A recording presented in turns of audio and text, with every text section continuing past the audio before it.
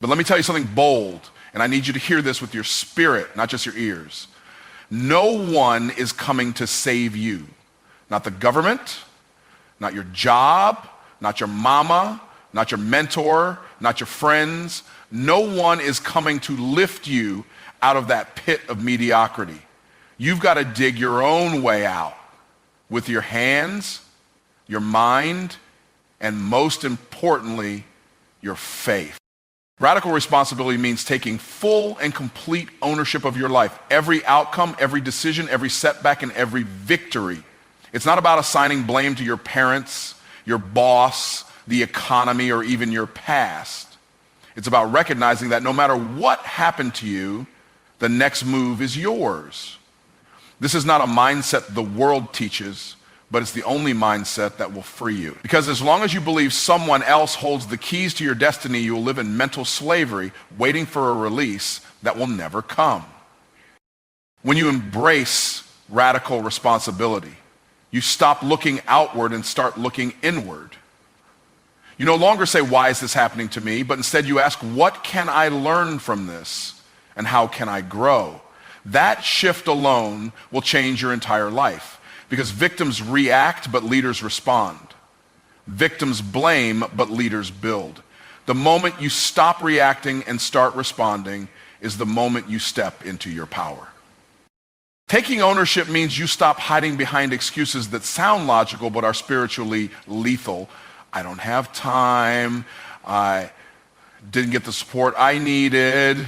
They don't believe in me. All of that may be true, but none of it is relevant to your assignment. Excuses are chains wrapped in good reasoning, but responsibility breaks chains. It says, I'll find a way, or I'll make one. Radical responsibility doesn't ask for permission to grow.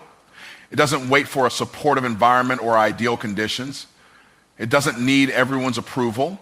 It understands that elevation requires separation. And if you have to walk alone for a season in order to walk in purpose for a lifetime, so be it. Responsibility sees loneliness not as a curse, but as a season of refinement.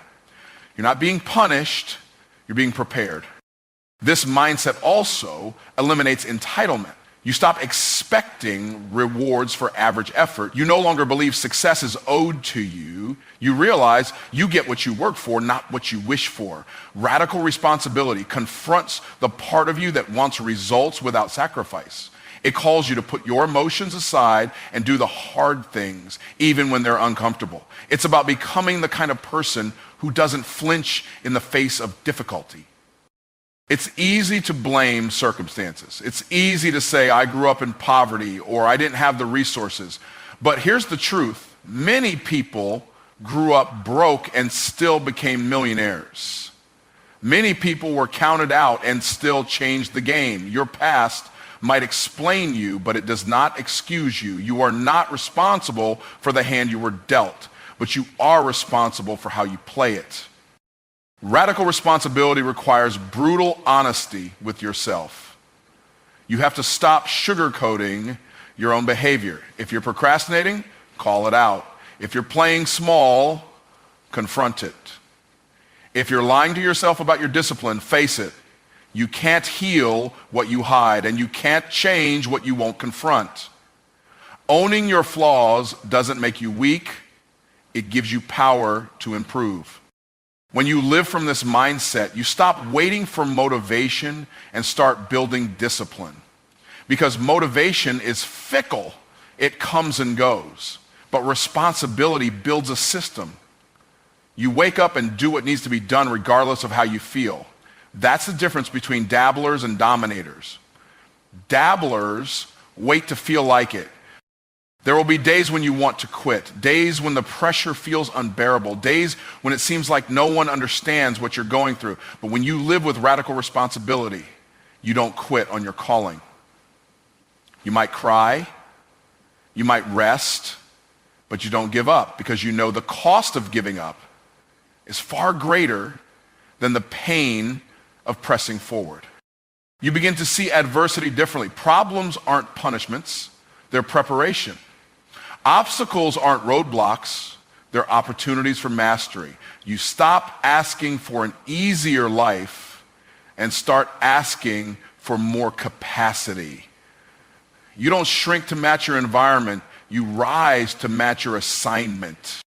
Radical responsibility empowers you to lead yourself before you lead others.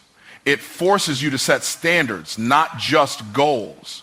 Goals are what you want. Standards are what you require of yourself. If your standards are low, your results will be too. But when your standards rise, everything around you has to elevate. Your habits, your conversations, your boundaries, your environment.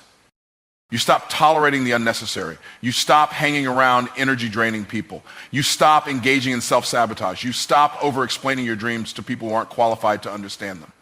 Because when you take responsibility for your life, you become protective of your peace.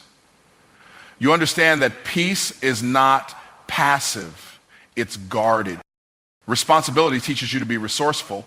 If you don't know how, you learn. If you don't have it, you create it. If no one opens a door, you build one. And if you fail, you try again with more wisdom. You no longer need to be rescued. You become the rescuer of your own dreams. That shift alone is freedom. You also begin to see the difference between being busy and being effective. You stop glorifying hustle and start prioritizing results. You track your actions, not your intentions. You measure progress, not just passion. Because responsibility is not about working harder, it's about working smarter with focus, faith, and consistency. When others complain, you create. When others delay, you decide. When others retreat, you rise. Because you've learned that movement creates momentum. And momentum is a force that turns possibility into reality. But it only comes when you take the first step, no matter how uncertain or uncomfortable it feels. You'll start to attract people who also walk in responsibility. People who challenge you, not coddle you. People who hold you accountable, not enable your excuses. Because responsibility sharpens your vision and attracts alignment. You no longer fit in with those who settle. You stand out with those who stretch. And there's no room for ego and radical responsibility. You're not too big to ask for help, and you're not too small to take a step. You learn to be humble enough to grow and confident enough to act. You realize growth requires both grace and grit. It's not either slash or, it's both slash and. That balance becomes your superpower. And even when the results don't come right away, you don't fold. Harvest takes time. Seeds don't bloom overnight. But with responsibility comes patience, and with patience comes the reward. Because what you build through responsibility lasts. It's not built on hype, emotion, or luck. It's built on purpose, discipline, and trust in the process. Faith requires movement. It is not a theory, a concept, or a feeling. It is a force that demands action. Too many people talk about faith as if it's something you simply hold in your heart or speak with your mouth, but real faith lives in your feet. Real faith shows up not when you sit and wait, but when you rise and walk. It is not passive belief. It is aggressive obedience. You don't prove faith by what you say. You prove it by what you do when nothing looks certain, when the path isn't clear, and when the outcome isn't guaranteed. You can't say you trust God and sit still. You can't claim to believe in your calling and yet avoid every opportunity to grow. If you really believe, you move. If you really trust, you take the next step. Faith without movement is fiction. It sounds good, but produces nothing. God does not reward thoughts. He rewards steps. It's not your intention that shifts your life. It's your action. The moment you start walking, even if you don't have it all figured out, heaven starts aligning things in your favor. So many people pray for open doors, but when the door opens, they hesitate. They ask for favor, but run from responsibility. They want miracles, but won't obey instructions. But faith means going even when you don't have all the money, even when you don't know all the people, even when you're scared. Faith doesn't wait for perfect peace. Faith steps through pressure with purpose. The storm doesn't cancel your faith, it confirms it. You don't need to see the finish line to start running. You just need enough boldness to take the first step. Faith is uncomfortable.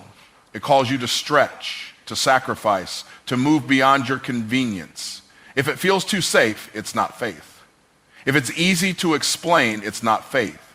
Faith leads you into places where logic can't go. It takes you past your education, past your experience, past your fears. It forces you to lean on God and not your own understanding. You start building before you see blueprints. You start walking before you see the road.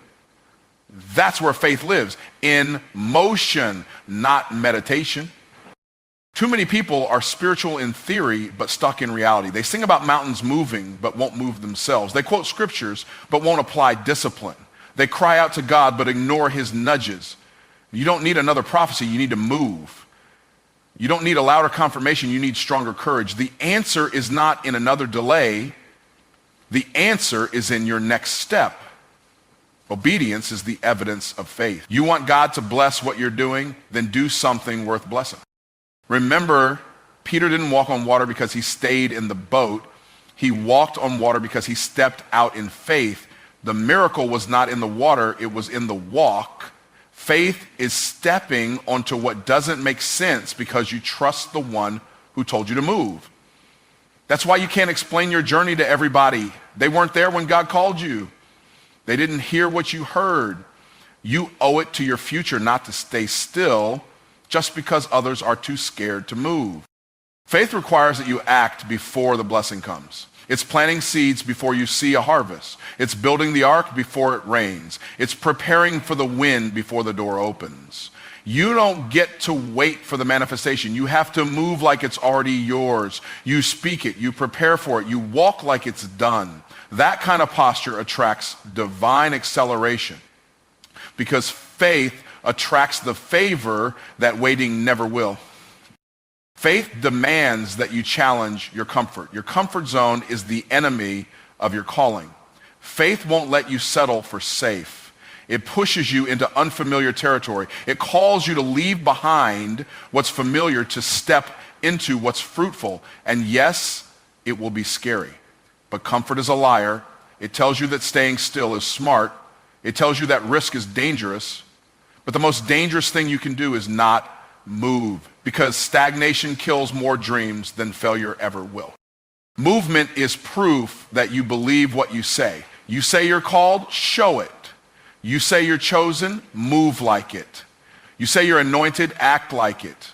Don't let your words be louder than your walk. The world doesn't respond to declarations, it responds to demonstration. It's not the noise that matters, it's the motion.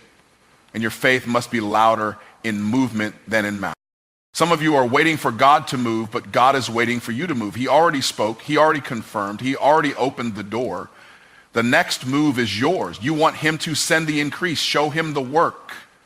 You want him to enlarge your territory, start walking the land, because the promise is activated by your obedience. It's not enough to believe you can have it. You have to behave like it's already yours.